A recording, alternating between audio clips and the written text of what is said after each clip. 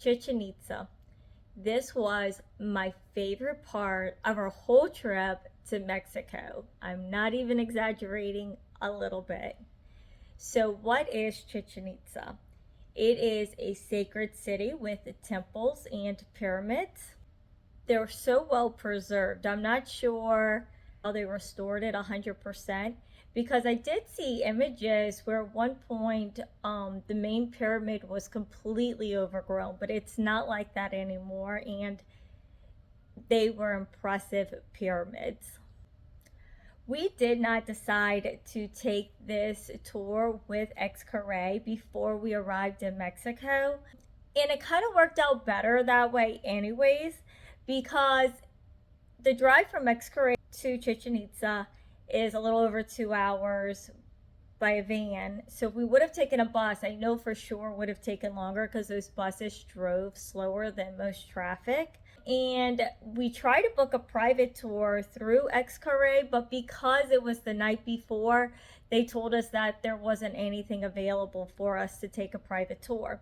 So we decided to go to Viator, which is always our go-to. And we found a private tour. We paid $700, a little under, for a private tour for the four of us, and that was the best decision for us. When you arrive there, your guide goes to get your tickets. There are restrooms that are actually clean and separated. It takes maybe about 15 minutes from the time you get your tickets to the time you actually get through security. But there's a shop, you're in the shade, so it's not a miserable process by any means. Something that's different about Chichen Itza to Tulum is that in Tulum there are no shops or no items sold inside the walls of the actual ruin, but they are throughout Chichen Itza. And the items that are sold here actually are more reasonably priced than they were in Tulum.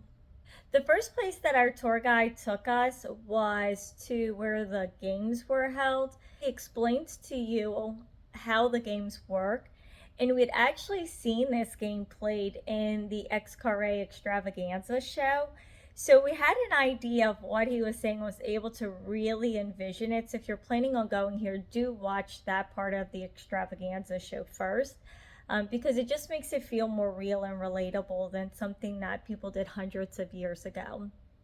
Something that I don't believe is necessarily true, but the kids kind of like thought it was cool, was in one section of the wall there was some discoloration, and our tour guide said it was where people were beheaded, and maybe that's true, but I really bet it's just how the stone is aging for other reasons.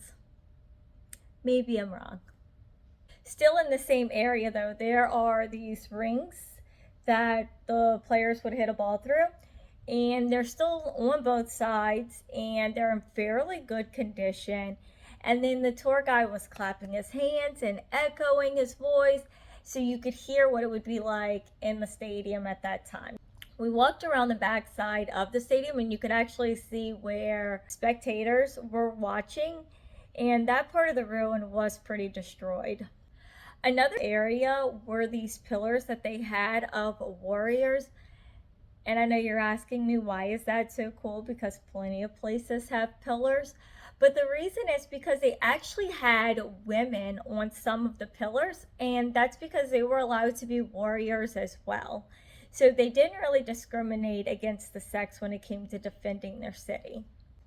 There was a hut standing, and our guide was pretty unclear as to whether it was a hut that was original or if it was more something they reconstructed as inspiration of what would have been there. But I'm gonna let Nate explain this hut to you. You could tell they were very tiny, and that's impressive because they're tinier than me. That doesn't happen often. Anyways, there were two different doors on each side, so in case a hurricane came, what they would do is they would open both doors so then the wind could go through it instead of just blunt force smashing into it. So yeah, there's some very soggy people whenever a hurricane comes. While the hut was cool, it was nothing in comparison to the biggest pyramid there. And our tour guide told us that there was actually a bench at the top of it where the ruler would sit. And underneath the pyramid, they had done x rays, and that there are cenotes that actually run underneath it. We spent a lot of time walking around this pyramid and another structure that still had a little bit of coloration on it that we thought was pretty neat, and seeing how many details were preserved. And that's just mind numbing to me. But that being said, Hansu and I can walk in the heat and be fine for a long time. Marcus was hanging in there like a trooper, but Nate, once again, he was kind of like just hot and getting cranky. And it's strange because they don't allow you to bring food or drinks onto the property other than water. And that makes sense, right? Because you don't want food ruining the ruins. But there's a store there, and we were able to buy Nate like a frozen Kit Kat, and they had ice cream. So I'm not sure what the point is of not allowing the food and drinks in. Another interesting area that we saw was a very special cenote. Marcus will explain this to you. There was a cenote, which big body of water underground.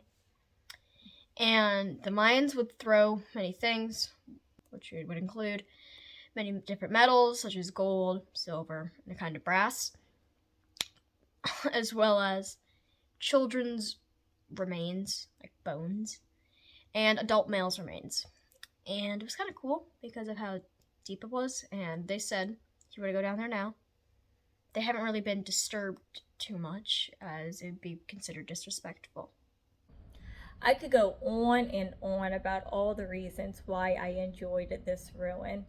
It was just fascinating. Every time we turned around, there was something else to see, something else to explore, something else to walk through. And our guide was so full of information. And I know a lot of times people are nervous to book their private tours, but we've always booked through Viator and we've never had a problem. So I'm not like sponsored by Viator or anything like that. It's just our personal experience. And again, as we walked through, there were shops all over. They weren't right on the ruins, but in between, they were there. We did find some really unique pieces, and I'm so happy that we did get them, because had I known about Fifth Avenue, I may have decided to wait and see if I could find it cheaper there, but I wouldn't have. And then others I could have.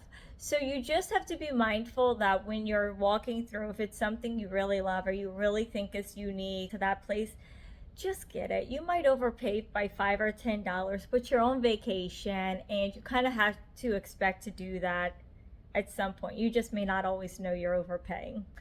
As we were leaving the park with our guide, he filled us in that the Mayan people actually still live in Mexico, because we always wonder, where did the Mayans go? But he said they're just not identified that way anymore. It's more something that's known amongst them versus like nationally.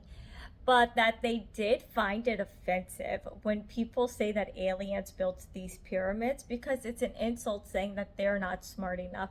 So if you do go to any ruin, just be mindful of the people you're around when you make comments like that. We didn't say that, but obviously people do. And I'll be honest, Nathaniel especially, but Marcus too, love private tours, because we can ask all the questions we want. They can be as goofy and ask all the silly questions they want, and the guide gives us answers to them, or they joke back with us or whatever. But just be mindful and respectful still, no matter how close you are with your tour guide, that they are people too, and just don't be rude. It's not that hard. Just don't be rude. From here, we headed back to a small town. And I don't know where we were supposed to eat lunch at, but we requested to eat somewhere with air conditioning because we were just hot and we wanted like AC and good food. And our tour guide told us that we would have to pay extra even though lunch was included. But we didn't care. We'd rather pay extra and eat a better meal, and it was the right choice. I don't remember the name of the restaurant we ate at, but I'm so glad we trusted our tour guides, because they did know exactly where to take us and the food was delicious. After we finished lunch, we were in a town and there were more shops around, so we did go shopping again, and I got a cute little dress, and Marcus got a chessboard, and we got a few other items. And I feel like we paid a little bit more than we would have on Fifth Avenue, but again, the dress I got wasn't there. And I actually really think this dress is cute, so I'm happy that I got it. Marcus's chessboard, poor Marcus. Once again, we did actually overpay for it a little bit.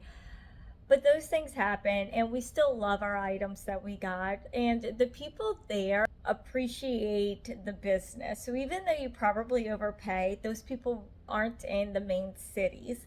So when you go there to spend your money, I feel like it's actually reaching those communities directly.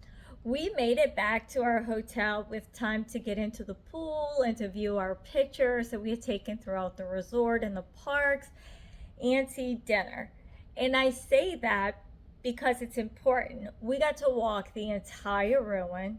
We got to stop to eat a nice lunch and to go shop, and we beat the bus back.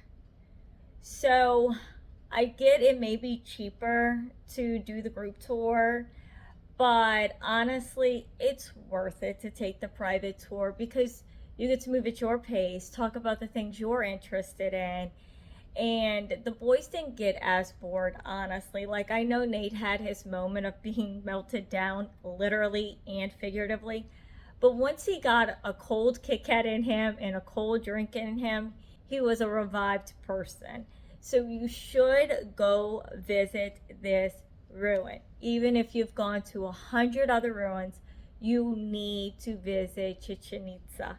It is worth it. It was the highlight of my trip. I cannot say that enough. And if you have the means, you should take the private tour, but if not, take the group tour. It's worth it. I can't say that enough. I loved this part of our trip. Don't forget to hit that like and subscribe button.